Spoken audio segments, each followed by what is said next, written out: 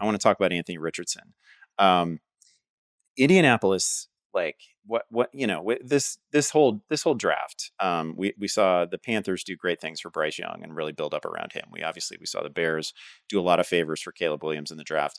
I don't know that there was a quarterback whose team did more for them in the draft actually than Richardson, right? They use 4 of their first 5 picks on a couple of offensive linemen and a couple of pretty talented receivers. So they've beefed up the receiving room. We think that offensive line is better. Like Richardson, I mean, correct me if I'm wrong. I feel like Richardson only actually finished 1 game last year, right? And ended up with 7 combined touchdowns. I thought that some of the stuff that Shane Steichen's team was showing us early in the season was, man, that was really friendly. They really leaned into what Richardson was ready to do well in the NFL. And I thought that thing was going to look great.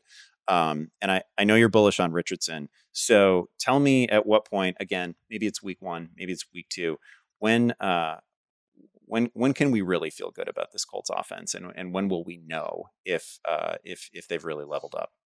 We already know he's the truth. So the question is just, can he stay healthy? I will go week 11 at the Jets, Sunday Night Football. That's going to be a fun one. I believe that's the only Colts primetime game. Jets have an awesome defense, and hopefully he's healthy, 11 weeks into the year. But a quick AR diatribe. Fantasy points per dropback is the best metric at predicting a quarterback's fantasy points per game the following season. Richardson just had the best mark in the past 5 seasons. It's better than career years of Hurts and Allen. His averages per 4 quarters was 29.9 fantasy points, 55 rushing yards, 7 design rush attempts. I mean, he was on pace for the league high in designed carries. His pressure to sack rate was awesome throughout college. Yes, I get that was a small sample in which he continuously got hurt. But now he has a whole year to learn the system, which Steichen's talking about. He's totally processing it more. And he was decent as a passer as a rookie. They added A.D. Mitchell. Josh Downs could be really, really good, and now he's year 2. Michael Pittman is a star, according to Reception Perception. This offensive line is top 3. AR is going to be a better passer year 2. Steichen factor is so huge, just dating back to all the quarterbacks he makes fantasy stars. The Colts were top 5 in plays per game in the 4 games Richardson played last year. Richardson's younger than Caleb Williams. I mean, put differently, here's the deal. I'd easily bet Richardson versus any quarterback in fantasy points per game. Easily, if anyone wants to take that bet. So it's just a bet on or against health.